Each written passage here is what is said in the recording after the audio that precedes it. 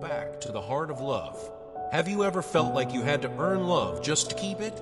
Like if you weren't helpful, impressive, calm, or always put together, someone might walk away? We don't always say it out loud, but many of us live with that quiet ache beneath the surface, the fear that we're only as lovable as we are useful. That unless we show up with the right words, the right timing, the right attitude, we might be left behind. So we perform. We read the room. We anticipate needs before they're voiced. We put out fires, smooth over conflict, and keep smiling, even when something deep inside us is breaking. We become the dependable one, the peacemaker, the provider of stability. But over time, it starts to cost us more than we admit.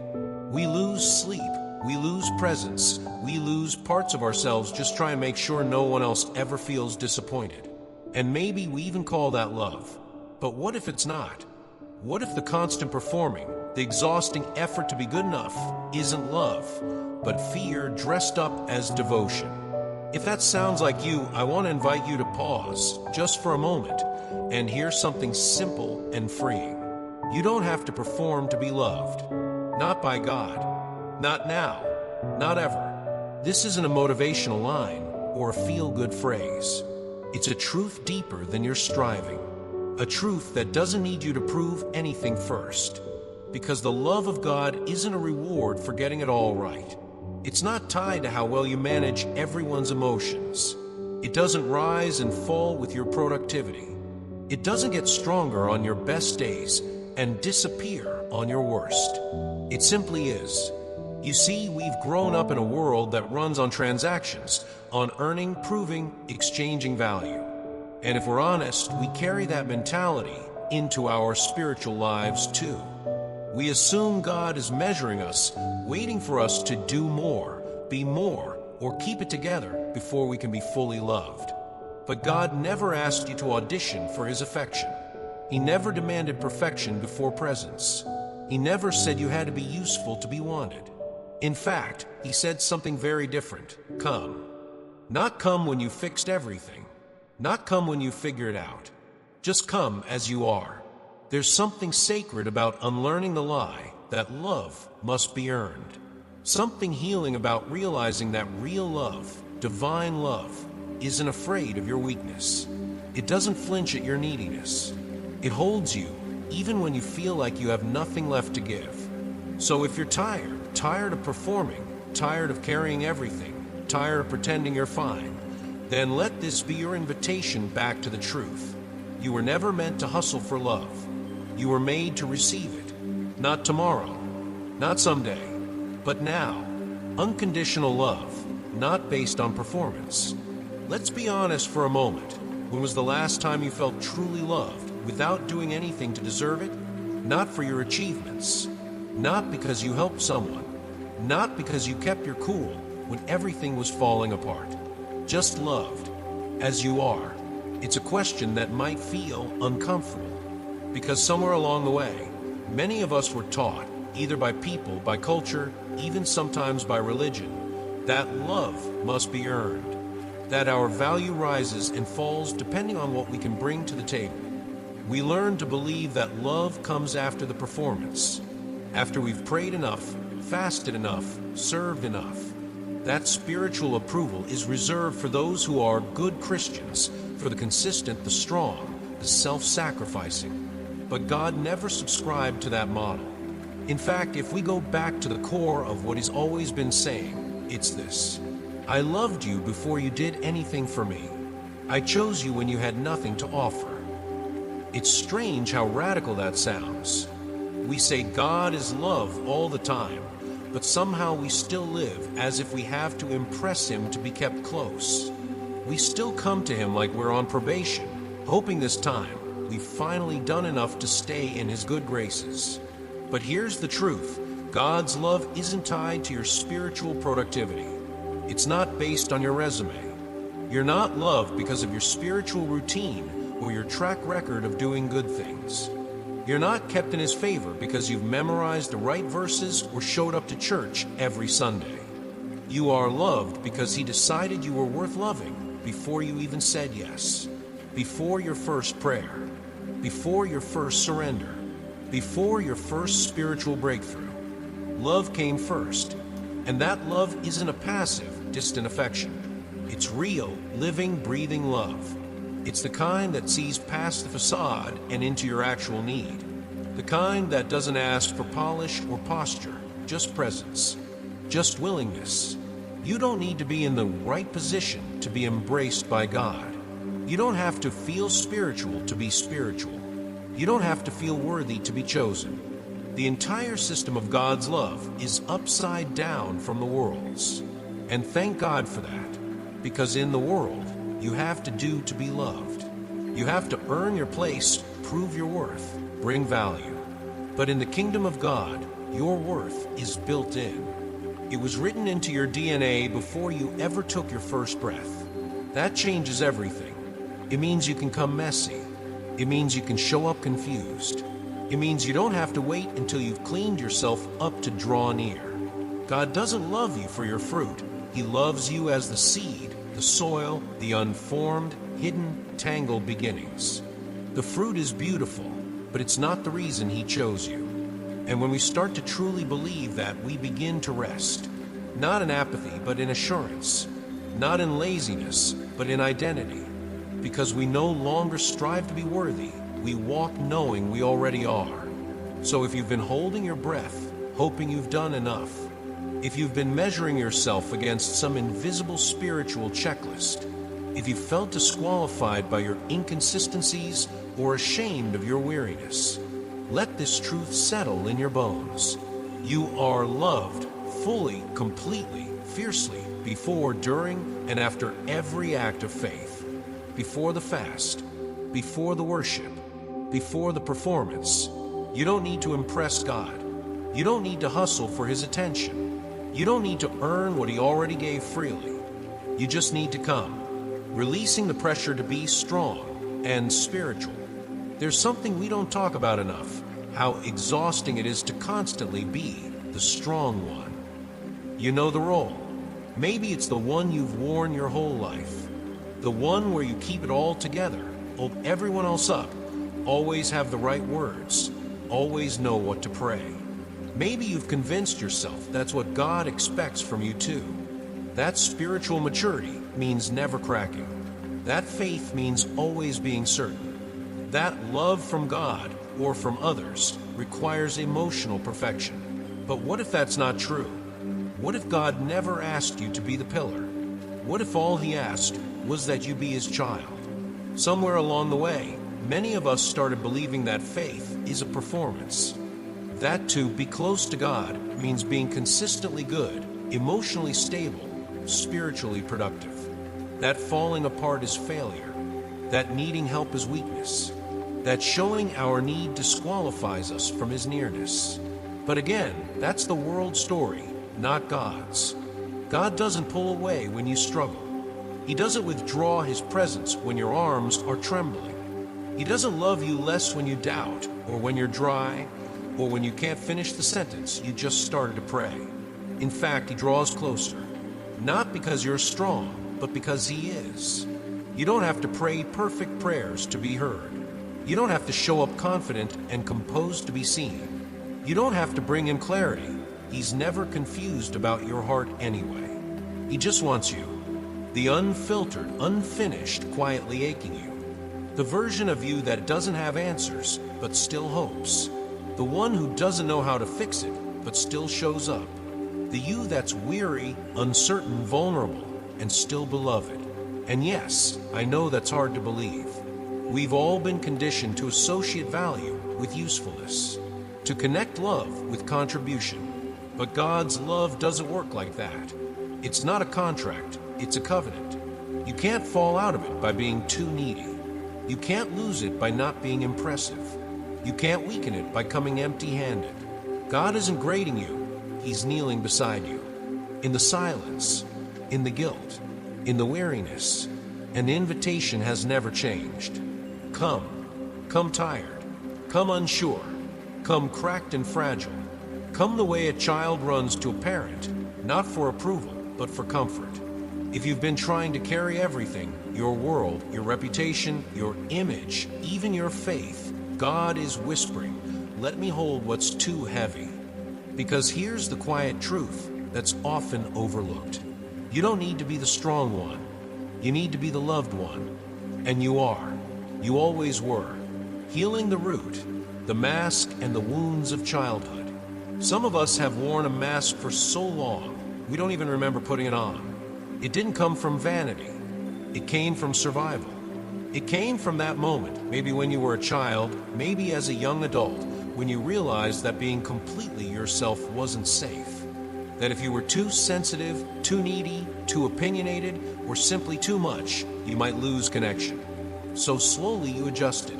You became who they needed you to be. The strong one, the responsible one, the fixer, the peacekeeper, the achiever. And it worked for a while. That mask got you through difficult seasons. It helped you maintain peace. It earned praise. It allowed you to stay close to people who maybe didn't have the capacity to love your unfiltered self. It made you feel seen, even if it wasn't the real you they were seeing. But somewhere deep inside, something remained buried. The real you, the tender one, the one behind the role. And here's the thing about masks. They don't just hide you from the world. They hide you from yourself. They tell you that love must be maintained through perfection. That who you are isn't enough. That what you feel is a problem to be managed rather than a story to be heard. But what if love doesn't demand a performance? What if true love doesn't want your act, it wants your presence? God sees past your performance. He always has. Even the role you've perfected most, the one you wear so well others depend on it, he sees beyond that. He knows the real you, the unarmored you, the soft underbelly of your soul you try to keep hidden. And the most beautiful truth, he's never been more drawn to you than he is right now. Not because you're polished, not because you're productive, but because he knows you're aching to be known, fully, without condition. We often confuse roles with identity, but roles shift. They're temporary. They're situational. Your identity? That's eternal. You are not the weight you carry. You are not the wounds you manage. You are not the impression you try to maintain. You are beloved. You are known. You are chosen. You are not loved because you play the role well. You are loved because you're his. So what would it look like to take off the mask? Not dramatically, not all at once, but gently, like a quiet exhale after years of holding your breath. What would it feel like to walk into a room and not wonder, what do they need me to be right now? But instead ask, can I be who I actually am? Maybe that's the most sacred healing of all. Not becoming someone new, but finally returning to the one you've always been underneath. And God, he isn't waiting for you to prove yourself again. He's waiting to remind you of who you were before the world told you to become someone else. You can lay it down, the pressure, the roles, the masks, and return. Not as a perfect person, not as the version of yourself that has it all together, but as a child who knows, I am safe, I am loved, I belong, living from love, not for it. Have you ever tried to pour from an empty cup? Have you ever kept giving and giving and giving until you didn't even know what it felt like to simply receive? So many of us have been conditioned to believe that love is something we must maintain, something fragile, something we must hold together with both hands, even when we're tired, even when we're falling apart. We become addicted to the hustle for love. We check in on everyone but ourselves. We show up with smiles even when our hearts feel like they're cracking open. We stay late, give more, offer support, say yes, even when we need to rest, because deep down, there's a voice that whispers, if I stop, I might lose them. If I stop, maybe I'll lose love altogether. But here's what no one told us. You were never made to sustain love through your own strength. You were made to receive love like breath. Effort is not your oxygen, grace is. God doesn't ask you to chase his affection. He simply says, stay close, even when you're empty, even when you're unsure, even when all you can do is breathe. And maybe that's the kind of faith no one teaches us to practice. The faith that simply says, I will rest because I am already loved. That's not laziness. That's trust. God's love doesn't exit the room when your passion fades. It doesn't diminish when your energy does. It doesn't cool when you're not producing. It stays. It holds. It nourishes. There's a massive difference between striving for love and living from it. When you strive for love, everything becomes a performance. Your relationships are transactions. Your spirituality is burdened. Your rest feels like failure. But when you live from love, there's freedom. You serve others not to prove you're good, but because you're already full.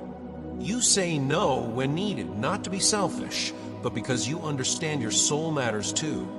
You stop rescuing people as a way to feel worthy, and you start allowing God to do the saving. You begin to walk at the pace of grace. So let me ask you this. What would it look like to stop chasing and start receiving? What would shift if, instead of striving for love, you began each day knowing, I already have it? You'd breathe differently, speak more gently, make space for silence, choose people who see you, not just what you offer. You'd let your heart soften. You'd let your body rest. You'd stop apologizing for needing time, space, care. And most importantly, you'd begin to enjoy the love that's already yours, instead of running yourself into the ground trying to earn what was never supposed to be earned. So today, let this be the reminder. You are already loved. You are already safe. You are already chosen, not because you held it all together, but because you finally let go. Rest is holy, not selfish. What if rest wasn't a reward you earned, but a gift you were meant to live in? We've been taught, often quietly, often early, that only when you've given everything, when you've proved your strength, when you've held the world together, then you're allowed to stop. Then maybe you can take a breath, but not too long, not too much, because someone might need you again. And so we collapse, not out of trust, but out of depletion. We don't pause, we crash. We don't rest, we recover from exhaustion. And we call that faithfulness. We call that strength. But what if that's not how it was ever meant to be? What if God never asked you to fall apart before you found rest? What if He actually designed you, yes, you, to live in rhythm with grace, not grind, to walk at the pace of love, not fear, to serve from a full heart, not a constantly leaking soul? Rest was never selfish. It was sacred. Even God, in all His power, stepped back on the seventh day. Not because He was tired, but because He was satisfied. And yet somehow we fear that if we stop, we'll fall behind. That love might disappear if we're not constantly doing enough to deserve it. But hear this clearly. You do not need to collapse to justify your need for pause.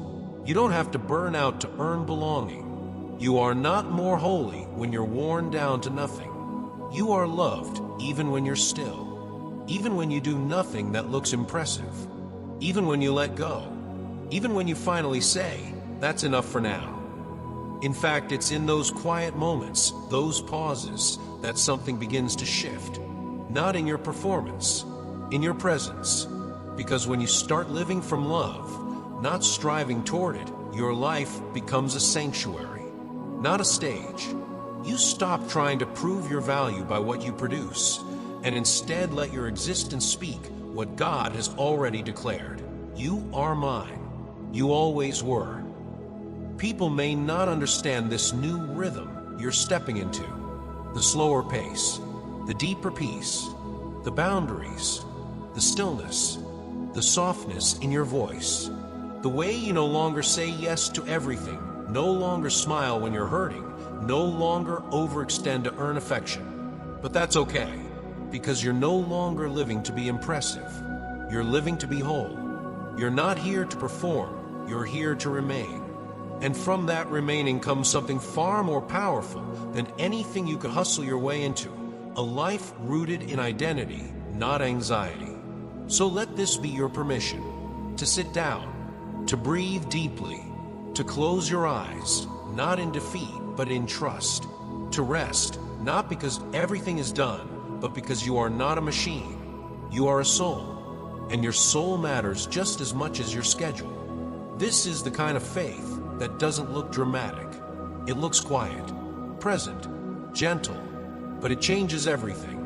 Because when you stop moving out of fear and start walking in grace, people notice.